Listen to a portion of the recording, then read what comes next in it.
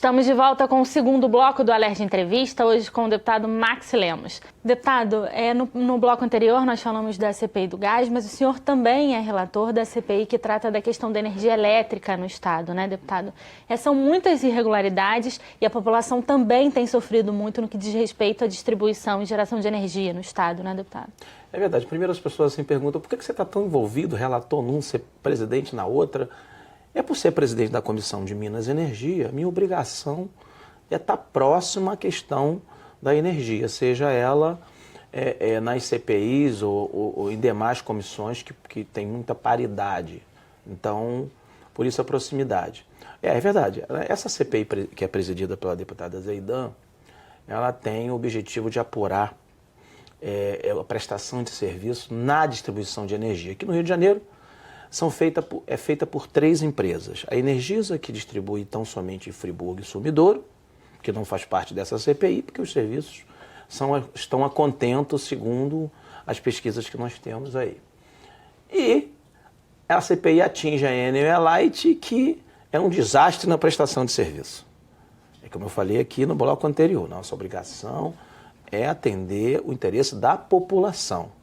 Você tem na Light campeã do Rio de Janeiro em ações judiciais. Deputado, o Tribunal de Justiça apresentou dados aqui estarrecedores, né? Mais de 100 mil ações contra a Light e a Enel só no ano passado. Né? Será que é porque funciona bem? É sinal de que não funciona bem. Então essa CPI é apurar os motivos da prestação desse péssimo serviço prestado.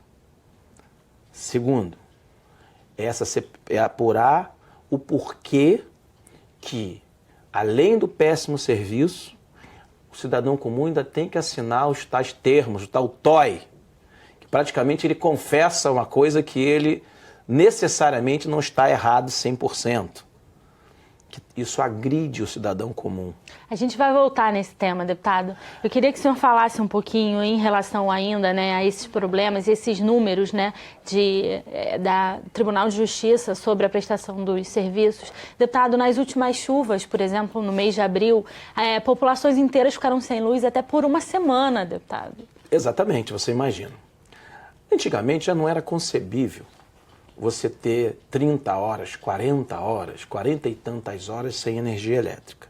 Imagina agora, com a tecnologia, com os climatempos da vida, que você consegue ter uma previsão com uma margem de acerto de quase 100% da tempestade, da chuva, do vento.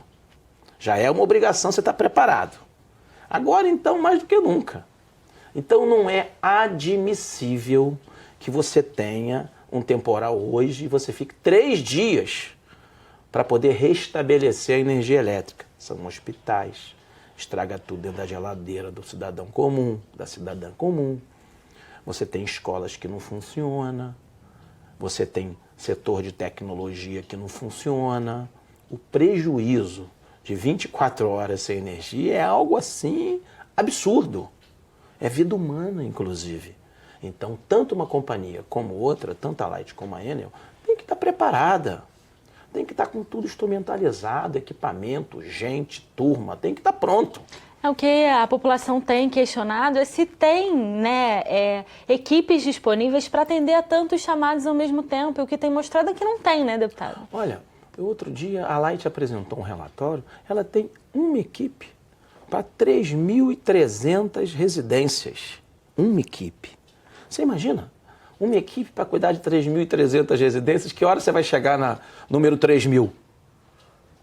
Se você tiver, vamos imaginar que você tenha 200 residências com problema. Esse trabalho não é assim, você passo de mágica, você recupera a energia, não. Você tem todo um trabalho, às vezes um pouco mais complexo de resolver. Trocar cabeamento muitas vezes, transformador. Uma equipe para 3.300 residências? Entender por que não tem mais. Entender por que não pode ser feito. Até porque essa questão porque as comunidades deflagradas pela violência, a gente não consegue entrar, mas o cidadão comum paga a conta, ela é distribuída por quem paga. Voltamos a essa questão, né, deputado, do furto de energia, né, que são os chamados termos de ocorrência e de irregularidade, né, deputado? Como é que funciona isso? Não funciona. É isso que a gente tem. O nosso relator nessa CPI é o deputado Fábio Silva, que também é presidente da Comissão de Defesa do Consumidor. Ele, vale a pena chamar ele aqui. Ele vai te dar um relato preciso do TOI. É o cúmulo do absurdo. Vale a pena para você entender detalhadamente. Tanto é que nós fizemos uma sub-relatoria só para esse tema, nessa CPI. Para que a gente possa chegar na matriz do problema. Tem muito cidadão comum, muita cidadã comum assinando documento, confessando coisas, se comprometendo sem o devido acompanhamento. Porque o que diz esse termo, né, de ocorrência de irregularidade é, por exemplo, o cidadão se responsabilizando por um furto de energia, né, como se ele estivesse fazendo o famoso gato e tivesse esse gato na conta dele, por isso a conta dele está mais barata, né, deputado? Exatamente. Então, cadê o técnico na hora para poder ter isso preciso? Quem é que está lá para poder proteger o consumidor na hora que ele tem que confessar com a assinatura dele nesse termo? Então, isso é que precisa ser visto. Então, essa CPI ela vai esclarecer isso, ela vai despir esse problema. E nós temos que trazer, a Light Aenion tem que explicar por que você não retoma com a energia em 24 horas. Porque agora Nova Iguaçu, 34 horas, regiões com 40 horas sem energia. Veja bem o que é isso. No caso do comércio, né, inviabiliza, por exemplo, um mês inteiro daquele comerciante. Olha, né? A nossa ida a Brasília, na Comissão Nacional de Defesa do Consumidor em um dia, e no outro, na ANEEL, é para entender da ANEEL também, para colher mais informações e também para saber da ANEEL os termos do contrato com essas duas empresas. Não são só as empresas que são responsáveis, não. A ANEEL também é. Porque lá está o contrato de concessão para distribuição da energia. Inclusive, até para o cidadão poder reclamar, né, deputado? Muitas dessas empresas não têm um ponto físico onde a pessoa consiga ir lá para fazer uma reclamação. Exatamente. Isso também é papel da agência reguladora. A busca da economia, não ter escritório, não ter agência, nem que seja regional ou municípios grandes, enfim, essa questão não existe. A ANEEL foi convidada a estar aqui na CPI. Não veio. Nos convidou a ir a Brasília, perfeitamente. Agora, precisamos saber os detalhes do funcionamento dessa concessão da distribuição. Será que vale a pena continuar? É a mesma história da questão do gás, né? O plano de recuperação fiscal também prevê a possibilidade da revisão desses contratos.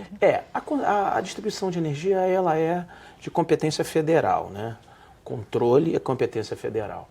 Agora, o Estado, quer dizer, é aqui que é feita a distribuição. Então, é aqui que o calo aperta. É aqui que a gente sabe se o cidadão comum ou a cidadã comum está recebendo um bom serviço ou não. E nós, parlamentares da Assembleia, temos uma obrigação de proteger o interesse de quem recebe esse serviço. Se o serviço é ruim, nós temos que fazer a nossa alavanca para que ele melhore. Ou que eles possam apresentar um plano de melhora, como é que vai ser isso, em quanto tempo, o que pretende. Ou se não pretende nada também. Ou se não pretende nada. E para isso a ANEEL é fundamental, porque a ANEEL é a responsável para controlar a distribuição. Deputado, vamos mudar de assunto mais uma vez. Além da questão do gás, que vem sendo analisada pela CPI, a Casa também abriu o debate sobre a redução do ICMS sobre o álcool combustível, né, deputado? Porque a alíquota no Rio é tão alta em relação aos estados vizinhos. Porque, por exemplo, em São Paulo, a alíquota é de 12%, no Espírito Santo, 17%, em Minas, 15% e no Rio, 30%, deputado. Isso. Na verdade, nós estamos num embaraço muito grande tributário no Rio de Janeiro, porque a nossa carga tributária é realmente grande, precisa ter um planejamento para diminuição, né? Eu defendi, há semanas atrás, que fosse equiparado a São Paulo. Aí foi aquele debate, muita conversa, de não, mas por lá é maior produtor, tá bem, então, mas vamos ali para o médio, né? 16%, 18%, né? Ainda bem que já chegou, o Poder Executivo enviou um projeto de lei com 22%. Já é uma melhora, não é o que queremos. Eu acho que nós temos que continuar lutando para diminuir. Tem um setor de produção na Bacia de Campos, em Campos, naquela região de Campos, que defende a manutenção. Eu ia tocar nesse assunto, deputado. É estranho, né? que existam setores ainda que defendam a manutenção da alíquota, mesmo deixando de ser competitivo com estados vizinhos, né? Exatamente. O presidente, deputado André Siciliano, solicitou que nós recebêssemos, vamos receber, a comissão desses produtores para entender por que estão pregando que mantenha. No fundo, eles pagam só 3%. Existe um incentivo na produção naquela região. Entender, já nós vamos ter uma resposta. Deputado, além da questão da alíquota, né, ser maior, o Estado do Rio tem também o Fundo Estadual de Combate à Pobreza, que incide também sobre os combustíveis, 2%, mais 2%, né, deputado? Então a alíquota já não é mais 30%, são 32%, né? 32%. E ela será a proposta do governo é 22 com mais 2.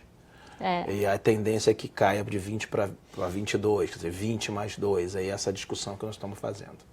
Deputado, essa questão da alíquota do Fundo Estadual de Combate à Pobreza, ela vira e mexe é discutida aqui no plenário da Casa, a manutenção ou o fim desse fundo, né, deputado? Que, na verdade, ele foi criado a princípio para combater a pobreza no Estado e era destinado especificamente para determinados setores. E em cada uma das revisões que ela vem para casa, mais algumas coisas são acrescidas a esse fundo, né, deputado? Olha, primeiro, o Estado, nesse momento, não dá para você conceber o Estado sem o Fundo da Pobreza. Porque vários investimentos que são feitos hoje são feitos por causa da existência desse fundo. Nós temos que torcer que o Estado melhore para que um dia o fundo acabe, porque ele acaba aumentando muito a carga tributária do Rio de Janeiro. Mas nesse momento não dá para conceber. É uma irresponsabilidade ver pessoas pregarem. Acaba com o fundo da pobreza amanhã. Certos serviços não vão acontecer, certos investimentos não vão acontecer, porque infelizmente o Rio passa por uma situação muito difícil. Agora, o ideal é que uma hora ele acabe.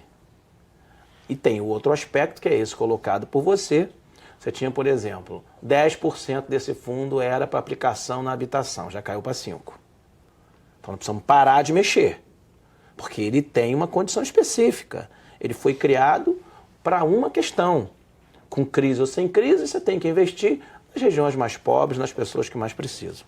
Deputado, nosso tempo está chegando ao fim. Eu vou pedir ao senhor para deixar uma mensagem para os nossos telespectadores para sintetizar tudo que nós conversamos aqui. Olha, primeiro agradecer de verdade a você que está em casa, que nos ouve, principalmente no momento que a classe política do Rio de Janeiro procura fazer o trabalho dela.